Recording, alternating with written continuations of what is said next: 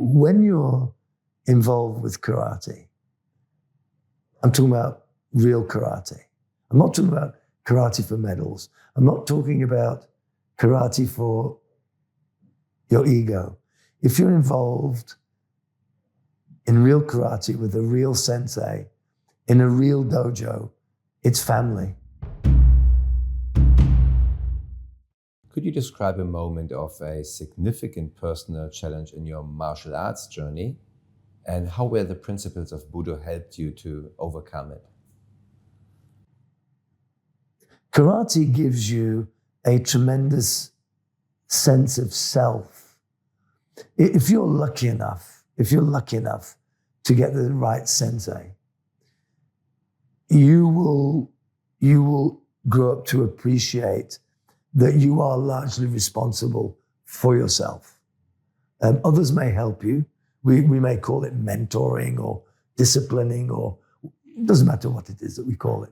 But ultimately, the responsibility for us, the responsibility for me, rests with me. So there have been lots and lots of times in my life where I've had to make a decision, hard decisions, that I've made because I accepted the responsibility that karate had taught me.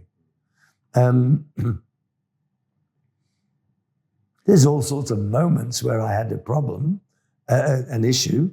I mean, I remember many years ago, there's a karate instructor called Ishitobi, Kazuo Ishitobi.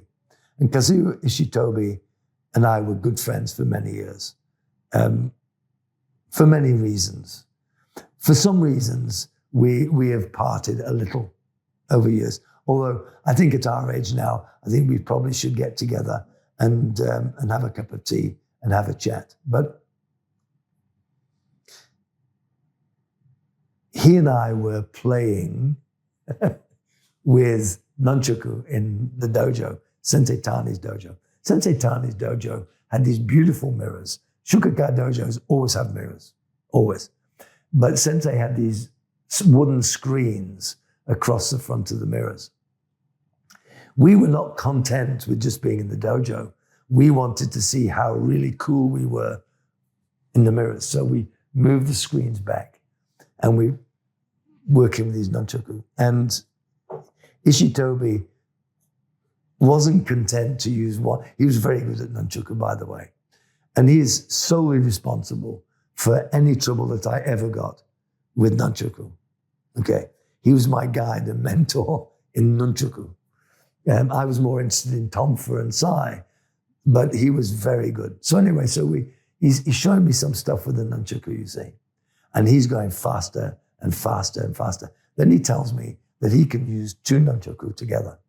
So he uses two nunchaku together, and all of a sudden, he lets go of the one. It hits the mirror, and it breaks it, and the mirror comes crashing down.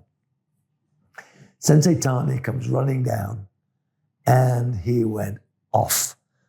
Because you can imagine, this is now glass broken on a floor where people are going to walk with bare feet. He not only made us clean it up, he made us pay for a new mirror. That was expensive. And we were in his bad books for quite some time. And we were forbidden, listen to that word again, we were forbidden from ever using nunchaku or any weapon in the dojo again. Fast forward 6 months, I'm in Japan again, and Ishitobi says to me, "Gotta show you some stuff with the nunchaku." So I'm thinking, well, okay, we'll go up into the mountains behind Kobe. No, we go to the dojo. No, he opens the thing. No, this time, the nunchaku is going faster and faster, and the one piece of the nunchaku comes off the string breaks. Nunchaku flies and breaks a mirror. I'm standing there, oh my, Sensei Tane is gonna kill us. I hear Sensei coming down the stairs. I turn around and there's no Ishitobi. I go to the door and Ishitobi is hightailing down the street. Now, I mean, it's such a waste of time. Sensei Tani knew who it was. Sensei Tani knew where he lived. Sensei Tani knew he was coming back. But he wasn't prepared to face the pure wrath of an angry sensei at that moment in time. So once again, I had to clean up without help this time. But this time, Ishitobi paid for the mirror because he missed the cleanup. Why do I tell that silly story? It's because when you're involved with karate, I'm talking about real karate. I'm not talking about karate for medals. I'm not talking about karate for your ego. If you're involved in real karate with a real sensei, in a real dojo, it's family. It's family. You do the things to the other Udanshikai members that you would do to your brothers or your sisters. You're as scared of your sensei as you are of your father or of your grandfather. But you love him as much as you love your father or your grandfather. And trust me, he or she loves you. People bandy this word love. There are many, many forms of love and affection. Some between a husband and a wife, but the other between two friends, the other between two brothers or two sisters, and certainly between you and the people that you train with.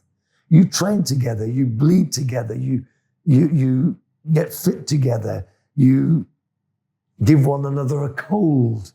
You do all of these things together, and your sensei is part and parcel of that every moment of the time that you're developing. And as a young karateka, we used to spend a lot of time in the dojo. I mean, a lot of time. A lot of time in the dojo. So, yeah, those are the things that are special. Those are the things that I hope my students will get from me.